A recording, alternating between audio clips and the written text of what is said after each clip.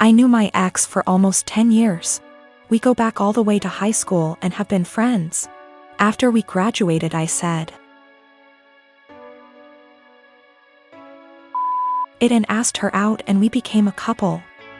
We dated for almost 6 years before she came to me and told me she was pregnant. I won't lie, I loved her at the time, and this was actually quite exciting to me, so I proposed. She, however, seemed super worried. I sat down and talked with her about it. I told her that even if she did decide to terminate the pregnancy, I would be by her side and still wanted to marry her. She was super awkward about it, but decided to keep the child and accepted my proposal. These past 7 months have been a roller coaster. She moved in with me and we began getting ready for our daughter's birth, and we were planning on getting married after she is born. That was until a few weeks ago. An old acquaintance from high school reached out to me. I was never good friends with him, but he said that he felt guilty about letting an innocent man suffer for his and my ex's mistakes. This guy claimed that he was the father of my ex's child and that my ex had been lying to me. It turns out that my ex and him got reacquainted about a year ago and started having sex. Around the time my ex got pregnant, they began having unprotected sex. He is not lying about this. He sent me photos of them together and showed me texts between the two of them. I was able to get my ex's phone and confirmed they were real. Along with this, he sent me a string of Facebook messages of my ex admitting to lying to me because I make more money than the real father, and she would rather I care for it. Suffice to say, I was pissed. I confronted her, she cried, I cried, it was a mess. In the end, I broke it off then and there and evicted her from my apartment. She's in the process of moving out now, but I have not said a single word to her. I have pretty much told her that I want her out of my life. I also demanded a DNA test the minute the child is born. If it is mine, I'll help her support it. If not, then I am never seeing her again. I've been cold to her. Her and her parents has tried multiple times to work it out with me, but I've refused any contact with them. At one point she got all of her friends together to try to talk to me, and I kicked them out of the apartment with threats of calling the police. Anytime she's tried to reconcile, I've shut it down. My friends are saying I'm in wrong here. According to them, she's pregnant, and because of that I should at least be helping her till the baby is born, even if it isn't mine. I disagree fully.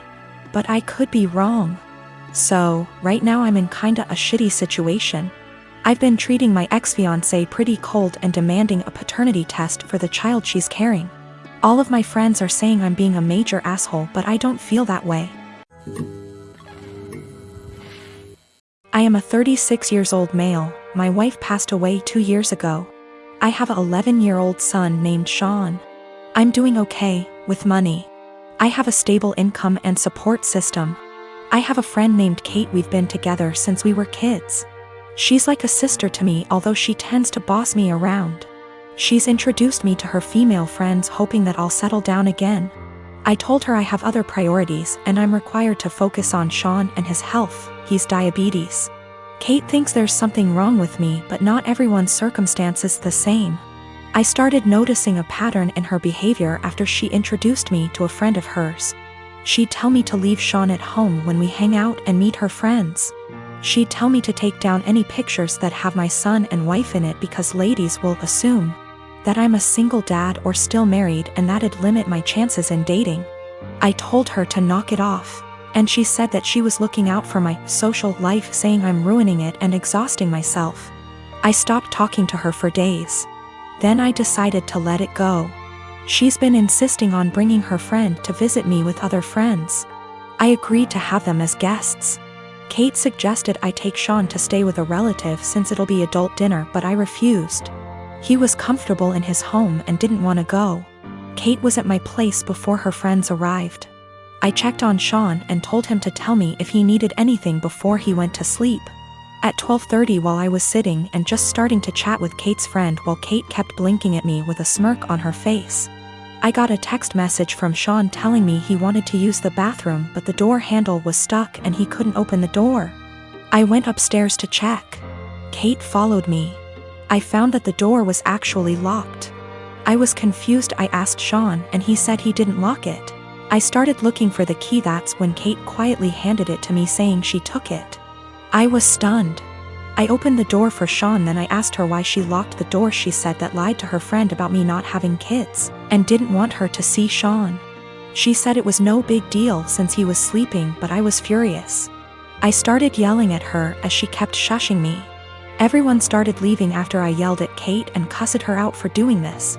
She blew up after her friend left and said I was an idiot because most people don't mention kids until after months into dating, and that I didn't deserve her help to move on when she thought I was a decent, sane person.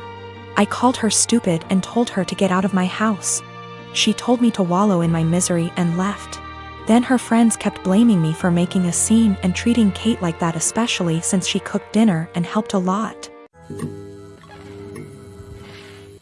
I am a 35 years old female. I don't have the best relationship with my husband's mom.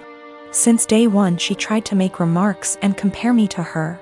She then tried to get on my good side and started overly praising everything I do and sometimes even copying me, like that one time when she dyed her hair purple just like mine, and when everyone pointed out how ridiculous she looked. She actually blamed me and accused me of trying to make a joke out of her. So, anyways, my husband and I took 2 weeks off work to go visit some places out of the country, tourism in other words. Thing is, I was the one who saved up for and arranged for the trip. My husband was responsible for booking the tickets. My husband's mom wanted to come along and threw temper tantrums when I said no. She called, texted, sent people to talk to me into letting her come. Even threatened to call the police and make some complaint up to get us to stay if she can't come. My husband said we should just take her, but I told him he was wrong to tell her about the trip in the first place. He gave me an ultimatum. Said he wouldn't go if she can't come, and I told him I'd gladly call his bluff, which made him take his words back and say, fine. I will tell her to stop it because we won't take her. Things got quieter, suspiciously quieter. The day of the trip came and we got to the airport at 2 p.m. My husband was walking ahead of me and was looking left and right like he was looking for someone. I asked him, but he didn't respond. He led me to the waiting area, and first thing I saw was his mom standing there with her luggage. I froze in my spot. I felt a cold wave washing over me and I was fuming inside. She and my husband were hugging. That's when I quietly turned around and started walking towards the exit. My husband followed me while shouting at me to stop. He tried to stop me, but I told him off the harshest way possible. He tried to say I was overreacting and that his mom was there anyway and I should let it go and not mess the trip up for us. I told him he and his mom could still go and that I was going home. I went home and sobbed into my dog's fur for several minutes. Turned out he booked her a ticket without me knowing. An hour later he came home yelling and raging about how pathetic and spiteful I was to walk out and go home and ruin the trip last minute. I told him he caused this to happen. He said that I was being so hard on his mom, it's ridiculous. I refused to fight anymore, but he kept on berating me, then called my family to tell them that the trip was cancelled and that it was because of me. My family said that I shouldn't have ruined it for myself and should have sucked it up and done my best to enjoy. I live with my parents and my brother. It's always been a dream of my parents to adopt me and bro, our bio kids. And they had come to the decision that they want to adopt an older kid. They got matched with Jess, who is 13. Due to the current situation, she is not living with us, but we've met before and she spent a weekend with us in January. Jess, despite sometimes being sweet and kind, is very high maintenance and has a lot of anxiety and anger problems. She can go from 0 to 1,000 really quick. During her stay, she got triggered by something when we were in public. She and I went to a clothes shop and my parents were in a cafe nearby. Some guy accidentally grabbed her by her shoulder as he thought she was his daughter, and he apologized immediately and started screaming. I was the only person there, and I tried to calm her down, but she ran off. She was found, shaken, but safe, an hour later. I then got grounded as I had failed in being responsible for my sister. I said I didn't have a sister. My parents were angry about this and said that how dare I be rude about her. Don't I know how much she's been through? She's had other outbursts, but none so huge in public. She can be cold and untrusting and was very clingy to my parents. I do admire her and think she's very brave, but I don't want to live with her. My parents call Jess often. I often say hi and try to be civil and supportive. But it seems like the only thing my parents can talk about is Jess, and how brave she is, and she isn't even here yet.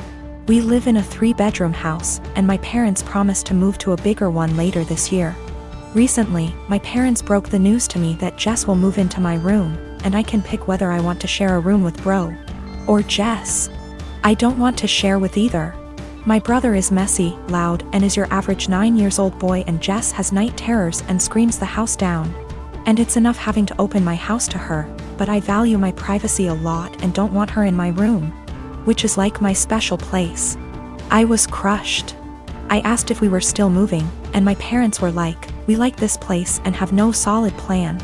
I freaked out and was like, "You guys are forgetting you have another daughter and are too excited about the shiny new one to remember that the one you have has feelings and boundaries, and if you're changing everything I've ever known, at least I deserve to be listened to. If this is how life's going to be, I don't want to have a sister." Good to note, my room is big enough to have a wall put in, and my parents considered it a few years back. I would be happy with that. They refuse, even though we can easily afford it, because it is too much effort. My parents are offended that I'm not being welcoming towards my sister. And I'm offended that the life I knew is going to be turned upside down, and I'm not going to have the thing I value most, my privacy.